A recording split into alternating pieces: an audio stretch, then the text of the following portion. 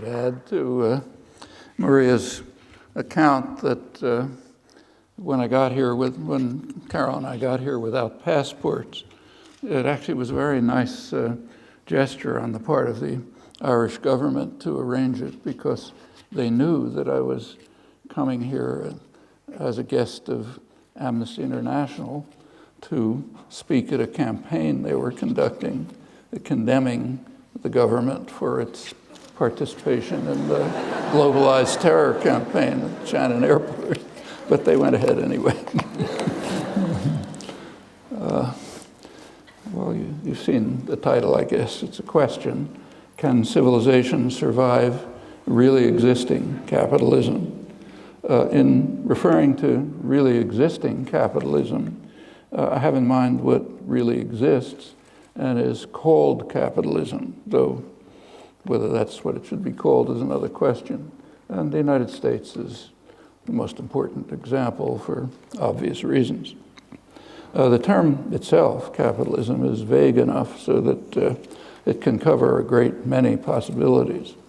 In fact, that's illustrated by the fact that it is used to describe the United States, the U.S. economic system, which deviates quite crucially from market capitalism, free market capitalism, as indeed did Britain before it.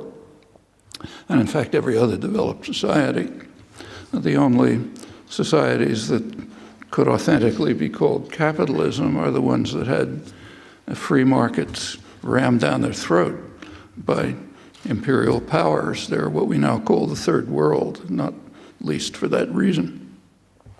It's worth bearing in mind how the scale of the departures of really existing capitalism from the official doctrine, free market capitalism.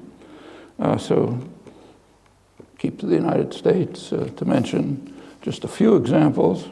In the past 20 years, the share of profits of the largest 200 corporations in the United States has risen very sharply, partly as a result of the internet, which was supposed to have the opposite effect, but it's having the effect of intensifying the oligopolistic character of the core U.S. economy.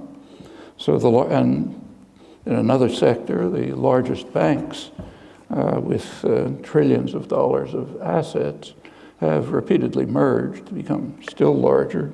By now, the six largest, the ones largely responsible for the current global financial crisis, they've increased their assets from 18% of gross domestic product 20 years ago to 63% today. Oligopoly, of course, undermines markets. It leads automatically to collusion to prevent price wars, which the competitors don't want, and to turn to mostly meaningless product differentiation to try to get people to buy their goods instead of someone else's identical ones. That's done through massive advertising. Advertising itself, it was a huge industry, maybe marketing, maybe a sixth of gross domestic product. Advertising is explicitly devoted to undermining markets. Taking an economics course, you know that markets are supposed to be based on informed consumers making rational choices, which is not exactly what you see if you turn on the television set. Creativity and innovation have also substantially been in the public sector, not much appreciated.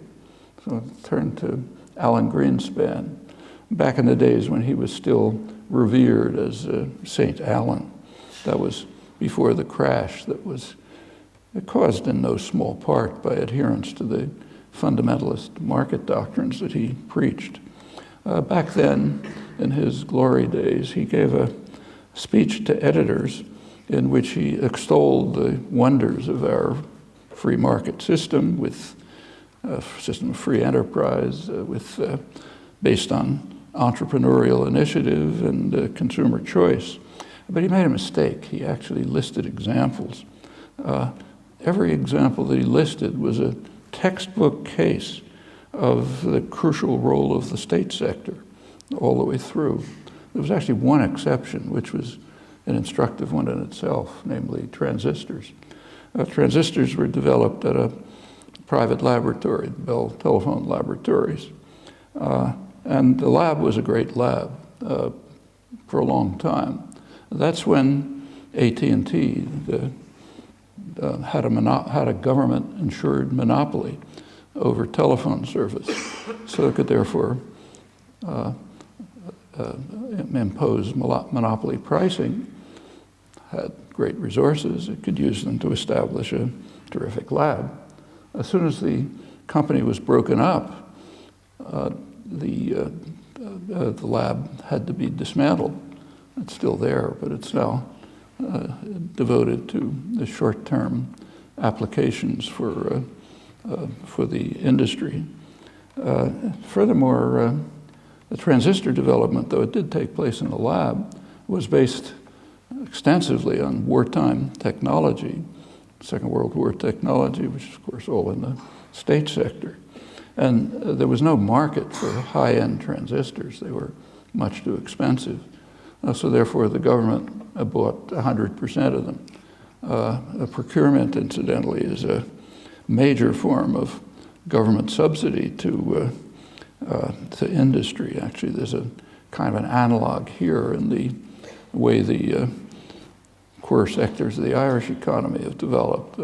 Construction services, very substantially through government kind of procurement, paying them off to do things for which there's no demand. St. Allen's speech, incidentally, was at the same time when he was testifying to Congress and soberly explaining the wonders of the great economy that he was directing to great acclaim at the time, which he attributed to what he called growing worker insecurity. That is, intimidating workers so that they won't make any irrational efforts to try to keep wages up to inflation, let alone up to productivity, which they ought to be kept up to. That's an obvious contribution to the health of the economy under really existing capitalism. Computers and the internet, and in fact the basic components of the IT revolution, they were in the state sector for substantially for decades before they were handed over to private companies for marketing and profit. That includes the creative and innovative research and development, subsidies, procurement, and other devices. Again, very little role for consumer choice and entrepreneurial initiative, at least in the difficult and risky period, except for the initiative in getting government subsidy for what you're doing. And the same is true of much of the high-tech economy, and it traces far back, actually back to the early days of English industrialization. In one domain, the financial sector, state intervention is notorious, and it's expanded enormously, of course, in the past generation. In the United States, it's hard to remember, but back in the 50s and 60s, during the big growth period, the banks were banks. Put your money in them, they lent money to some presumably useful purposes, that was it. No interstate banks, no financial crises. That changed in the past generation. And now they're firms devoted to complex and risky transactions. And they have grown enormously in the US at the time of the crash, 2007. They had risen to 40% of corporate profits. Now, the way they can get away with this is because they rely very heavily on a government insurance policy, tacit insurance policy. Informally, it's called too big to fail. That provides the biggest banks with great advantages. The scale has been roughly estimated by economists at maybe $40 billion a year or so. However, there's a recent study by the IMF that indicates that that may be a considerable underestimate. I'll quote the business press reporting the study. It says, perhaps the largest US banks aren't really profitable at all, and the billions of dollars they allegedly earn for their shareholders were almost entirely a gift from the US taxpayers in a variety of ways, including bailout, but many other things like cheap credit and so on. That's more evidence to support a judgment by the most respected financial correspondent in the English-speaking world, Martin Wolf of the London Financial Times. He describes what he says is that an out-of-control financial sector is eating out the modern market economy from inside, just as the larva of a spider wasp eats out the host in which it's been laid. It's an observation with a certain grim resonance right here. It is thanks to the lavish contributions of the taxpayer unwittingly to maintaining this destructive system. The term capitalism is also used for many other systems. It's sometimes used for systems that have no capitalists at all, like the great Mondragon conglomerate in the Basque Country, or the worker-owned enterprises that are springing up in the decaying Rust Belt of the United States. Some might even use the term capitalism to include some version of the industrial democracy that was advocated, among others, by John Dewey, America's leading social philosopher in the last century. He called for workers to be, what, in his words, masters of their own industrial fate, and for all institutions to be under public control, including the means of production, exchange, publicity, transportation, and communication. Short of this, Dewey concluded, politics will remain the shadow cast by big business over society. His major work, as some of you know, was on democracy, and that was his conception of democracy. And he was condemning the truncated version of democracy that really existed. By now, it's been left in tatters, much worse than when he described. By now, control of the government, I'm again talking about the United States, but not very different elsewhere. Control of government is very narrowly concentrated at the peak of the income scale. The large majority down below are effectively disenfranchised.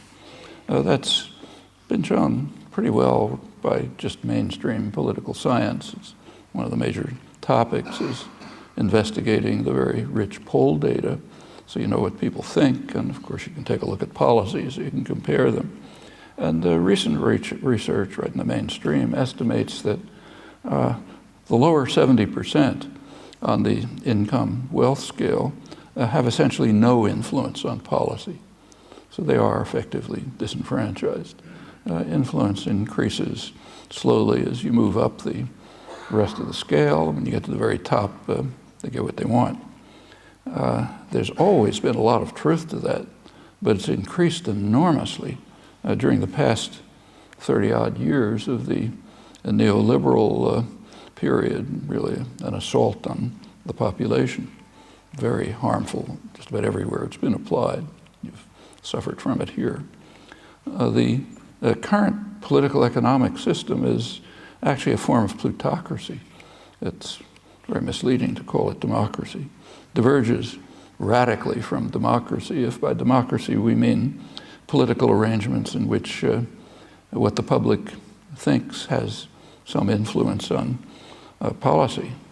There have been serious debates, academic debates over the years, about whether capitalism is in principle consistent with democracy. But if we talk about really existing capitalism, the question's answered.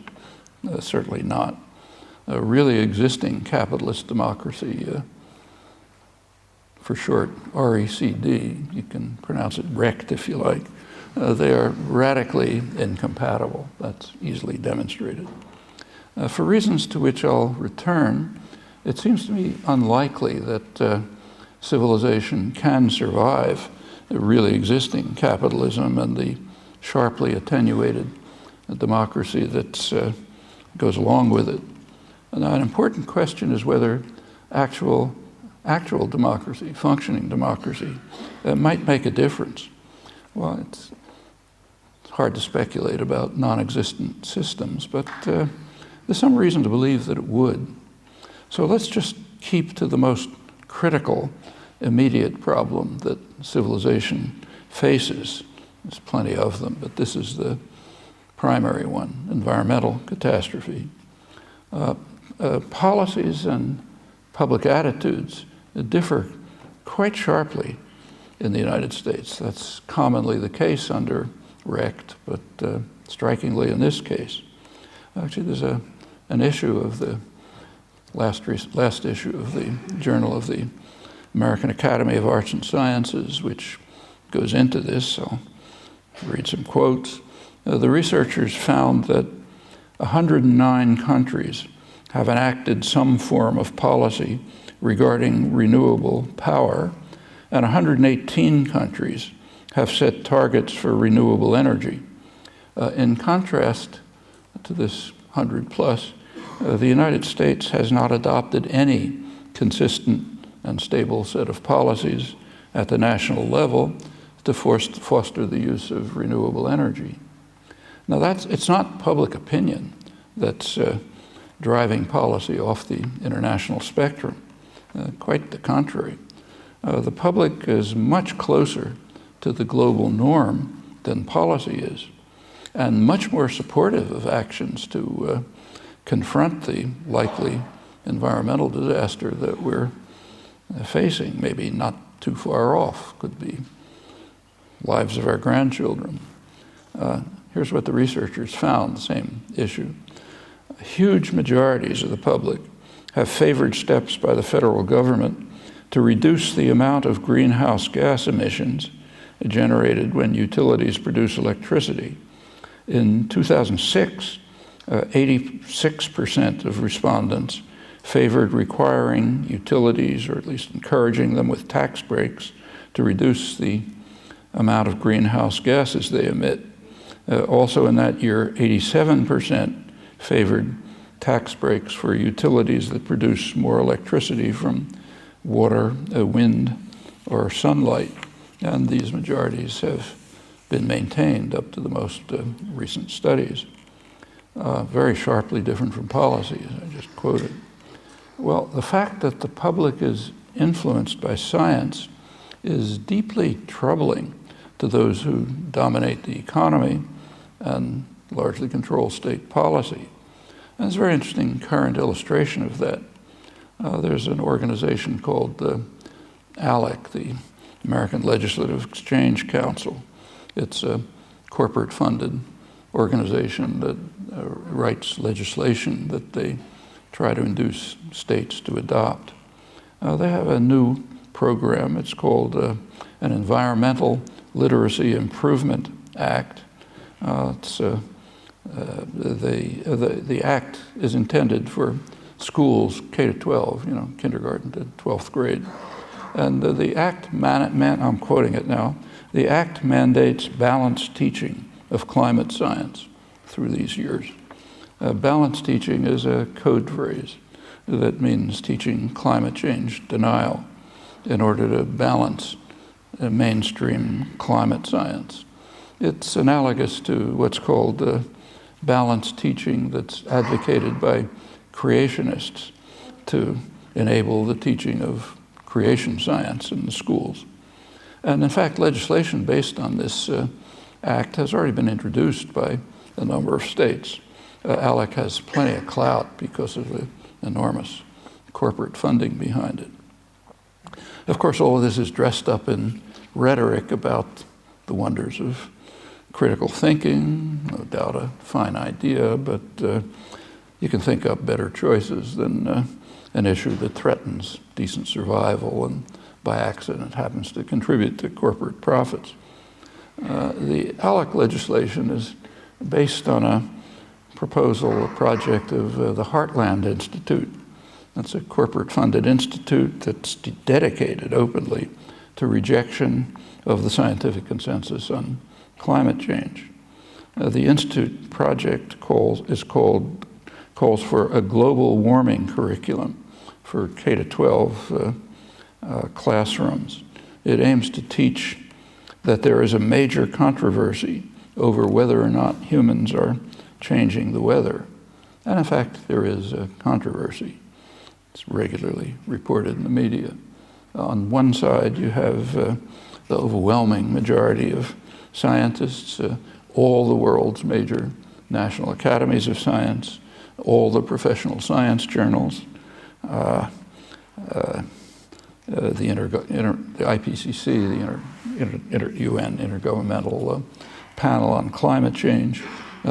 That's one side. They all agree that global warming is taking place, that there's a substantial human component, that the situation is serious and perhaps dire, and that very soon, maybe within decades, the world might reach a tipping point where there's nothing to do about it. The process will begin to escalate sharply and will be irreversible with very severe economic and social effects. It's pretty rare to find a consensus of that nature on a complex scientific issue. Now, there is another side. It consists of skeptics, including a few serious, respected scientists, who caution correctly that much remains unknown, which means it might not be as bad as anticipated, or it might be worse. Only the first part is reported. And then omitted from the contrived debate altogether is a much larger group of skeptics. These are highly regarded climate scientists, happens to include the climate change group in my own university, MIT, and they regard the regular reports of the IPCC as much too conservative.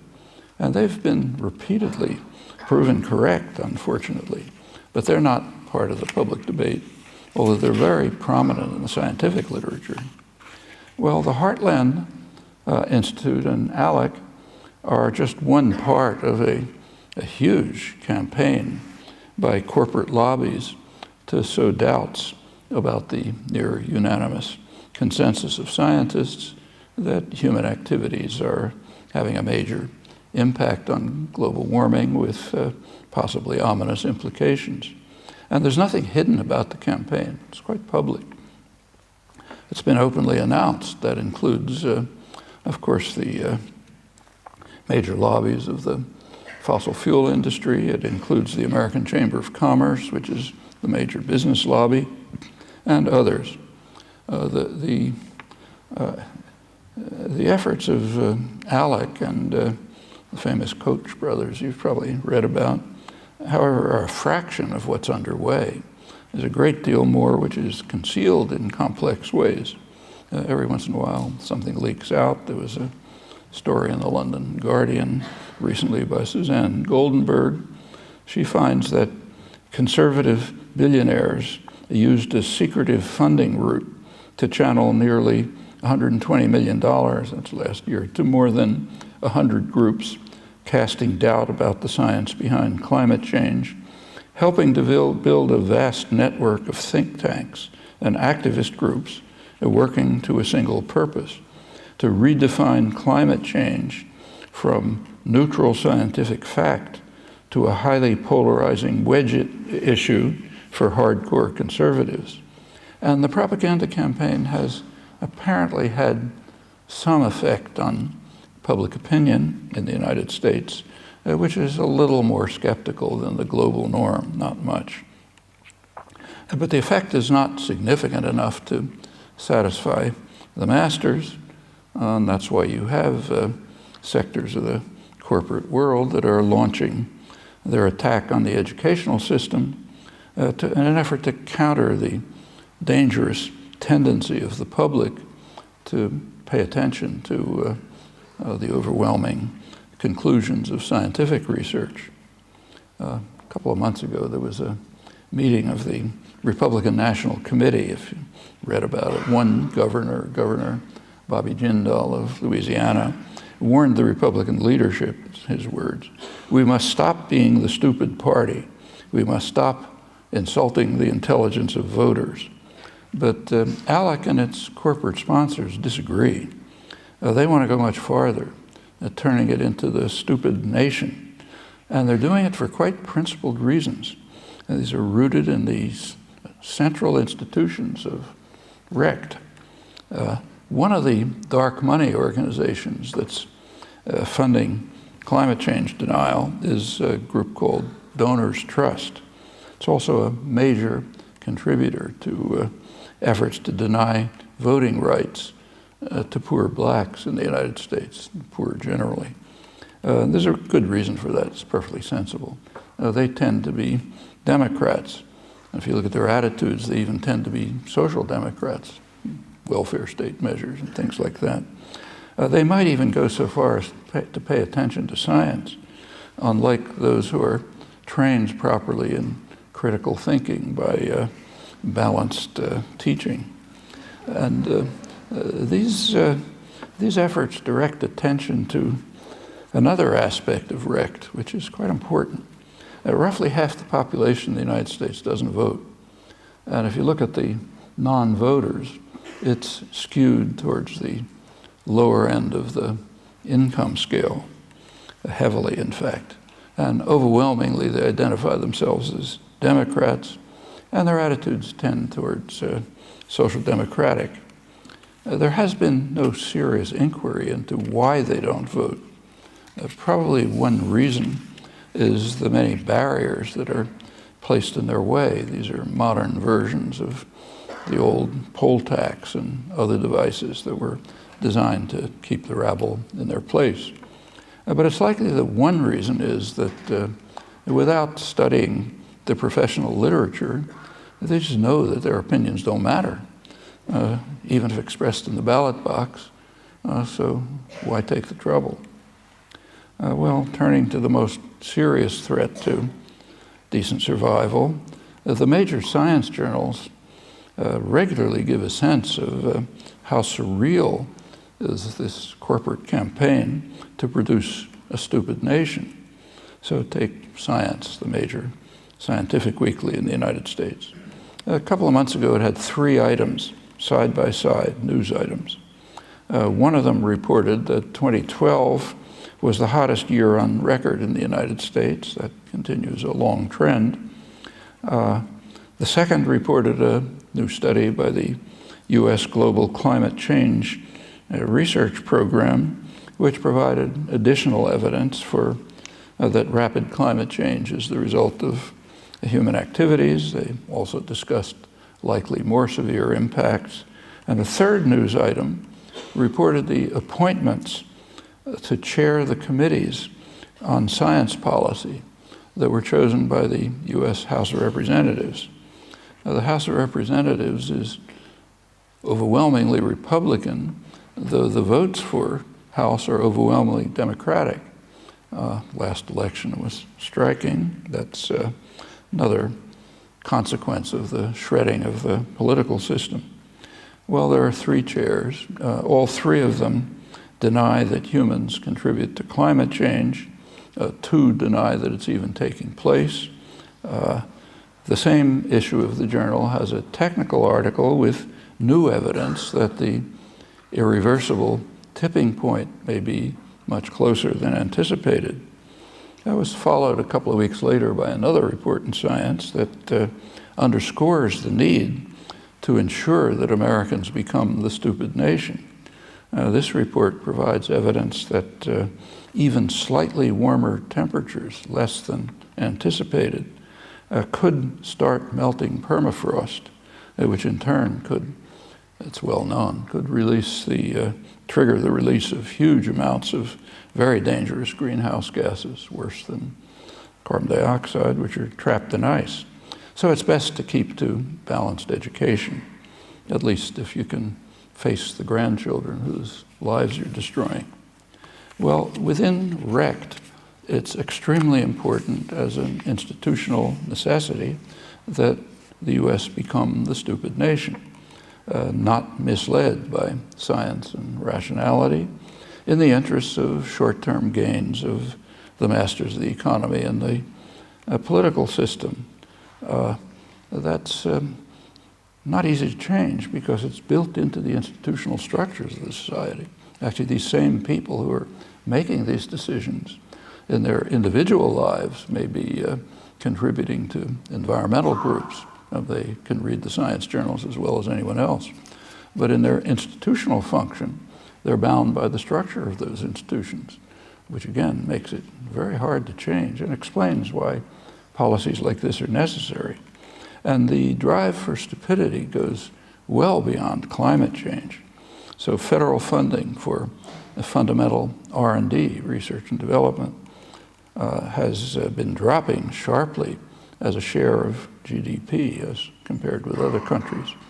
The editor of Science, leading science journal in the US, he describes the government as deranged, sacrificing tremendous future benefits on the altar of short-term profit and delusions, and they are delusions, about debt, which are driven mainly by the financial institutions, much as in Europe, where in fact it's even more severe than in the United States. These commitments are deeply rooted in the fundamentalist doctrines that are preached within RECT, although observed in a highly selective manner if you look closely. We're given a couple of examples, because it's also necessary to preserve a very powerful state to serve the interests of wealth and power. It's what economist Dean Baker calls a conservative nanny state. Well, it goes beyond this. Market fundamentalism has a number of built-in, and in fact quite well-known, deleterious effects. So one, which is not discussed enough, is that market fundamentalism, while it pretends to expand choices, in fact sharply restricts them. So for example, if I have to get home from work, I have a choice in the market as to whether to buy a Toyota or a Chevy, let's say. But I can't choose between buying a car and having a public transportation system. That's not a choice that's open in principle in a market system. It requires collective decision making, and that's not an option. And in fact, it's under RECT, with the tattering of democracy, it's a diminishing option. And you can see the consequences. So for example, you can take a high-speed train from Beijing to Kazakhstan, and it'll probably soon go all the way to Turkey. But you can't take a high-speed train in the most heavily traveled corridor in the world, the Northeast Corridor in the United States, from Boston to Washington. In fact, the trains there are barely faster than they were 60 years ago when my wife and I first took them. And that's a natural aspect of RECT, really existing capitalism with a tattered democratic system. There are also what are called market inefficiencies in the professional literature. One of them, a serious one, is perfectly well known, gets a footnote in every economics text, is the failure to take into account the effect on others in a market transaction, so-called externalities. These externalities can be quite substantial. That's even true of simple transactions among individuals. When you move on to major institutions, they become huge. In fact, the current financial crisis is an illustration. It's partially traceable, substantially traceable, to the ignoring of what's called systemic risk. That is the risk that if some risky transaction has taken place, maybe the whole system will collapse. That's not a new discovery, incidentally. 15 years ago, the height of the euphoria about efficient markets, there were two prominent economists, one English, one American, John Eatwell and Lance Taylor. They wrote an important book, Global Finance at Risk, in which they spelled out the consequences of these market inefficiencies, and dire consequences. We're now living with another one, will be worse to come, and they suggested means to deal with them, which of course were disregarded. There's another major international economist, David Felix, has been warning about this for many years, ever since the liberalization of capital in the 70s. He's been warning that the increasing frequency of financial crises during the period of financial liberalization could terminate in an uncontrollable one.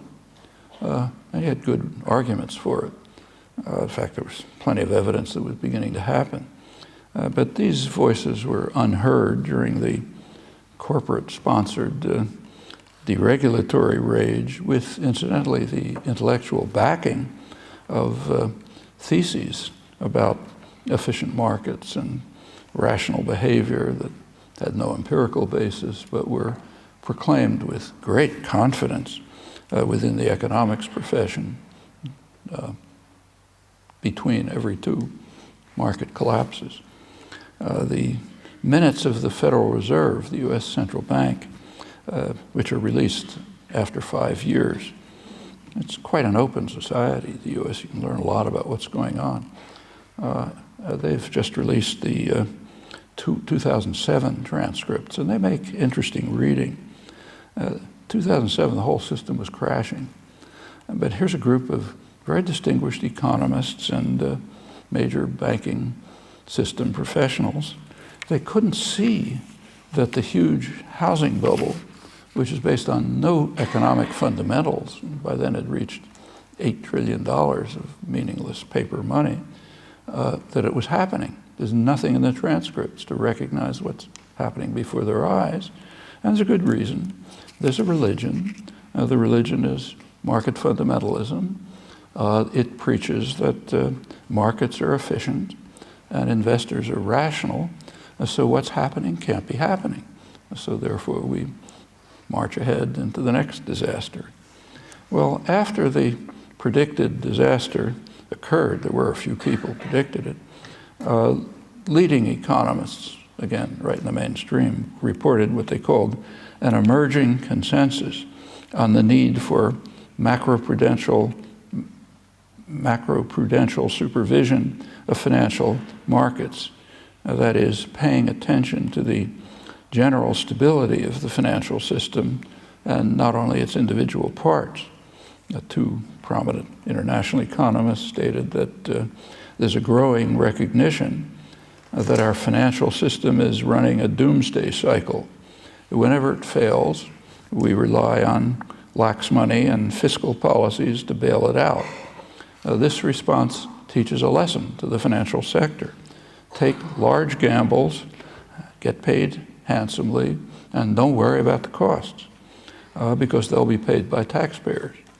And the financial system is thus resurrected, they say, to gamble again and to fail again, worse each time. The official of the Bank of England, who's responsible for financial stability after the later crisis, described it as a doom loop. Well, there is legislation being considered in the United States. It's the so-called the Dodd-Frank bill. It's supposed to put Band-Aids on the sores, doesn't go very deep.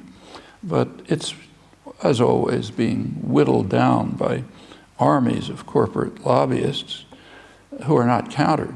There are no lobbyists for the public interest under RECT, just for the banks. It's very unlikely that much will come of the legislation after they're done with it. So we'll march on to the next and probably even worse crisis. It's been a regular occurrence over the past 30 years, ever since Reagan in the United States, and none before, no crises before, because the New Deal regulations were in place, and there were capital controls on international financial flows up until 1970. incidentally under IMF rules, which still exist. It's now forgotten, but they are in fact being instituted again, most recently in Cyprus, to try to overcome the latest European catastrophe under the suicidal policies of austerity during stagnation, which fail miserably every time they're applied, although failure is a misleading word because they work quite well for the designers of the policy. They just fail for the people, general people, and that's a significant fact. Actually, there's an interesting booklet that just came out in the United States, published by the Economics Policy Institute. It's the major source of regular economic data about the state of the economy and working people. The pamphlet's called Failure by Design. They review the policies of the past 30-odd years, the neoliberal period, and they review I won't give the data, they review what's familiar from what's happened to the public over this period. The enormous, tremendous concentration of wealth way at the top tenth of 1%, stagnation or decline for large majority, a deterioration of relatively weak benefit systems, and so on. The pamphlet is called Failure by Design. But they point out the design, because there always were alternative policies, and the well-known ones. But they point out that's a class-based failure. For the designers, it's a fantastic success. You know, they're richer than imaginable and doing better all the time. Every time there's disaster, they come out better. Corporate profits, for example, are at record highs in the United States. Corporations have so much money, they don't know what to do with it. They don't invest it because there's no demand, but so they use it for financial speculation, and the banks are bigger and richer than before the crisis that they caused. So it's failure by design and class-based failure, and pretty much the same is true of Europe. You should be careful when people talk about these as failed or, as I just did, suicidal policies. Well, there's a far more serious example of the danger of ignoring externalities, the ones that are dismissed to a footnote under market fundamentalist doctrine, and that's the environmental catastrophe. Here, the externality that's ignored is the fate of the species. And in this case, there's no one to run to, cap in hand, to be asked to be bailed out. Taxpayer can't help on this one. Well, these consequences have very deep roots in Recht and its guiding doctrines, which also dictate that the masters will make major efforts to escalate the threats, even though they're quite aware of them. Again, institutional fact. That's one reason, and not the only one, why it seems quite unlikely that civilization will survive Recht without serious blows. Well, if there are historians in the future, there may not be, but if there are, they're going to see they look back on this period, they're going to see a very strange phenomenon developing under our eyes. With eyes open, the world is marching towards serious disaster. No secret, eyes open, facts are there, read it right in front of you. And there are, of course, efforts to counter it. They vary, and they vary in an interesting way.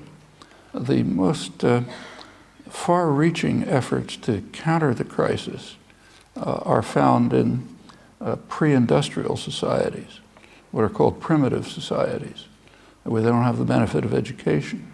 Indigenous societies, tribal societies, First Nations, and so on. And the most strenuous efforts to escalate the threats are in the most advanced, most educated, richest, and most powerful societies. So take the Western Hemisphere. Ecuador, which has a large indigenous population and is an oil producer, is undertaking efforts under the pressure of the indigenous population to get support from Europe, which they surely won't get, to leave the oil in the ground where it ought to be and turn to other forms of growth and development. That's the poor, uneducated, indigenous societies. Bolivia, which has an even bigger indigenous population, is way in the lead internationally in doing something about this. Then you go to the other extreme, up north, United States and Canada. They're racing madly to try to get the crisis to be as rapid and as extreme as possible.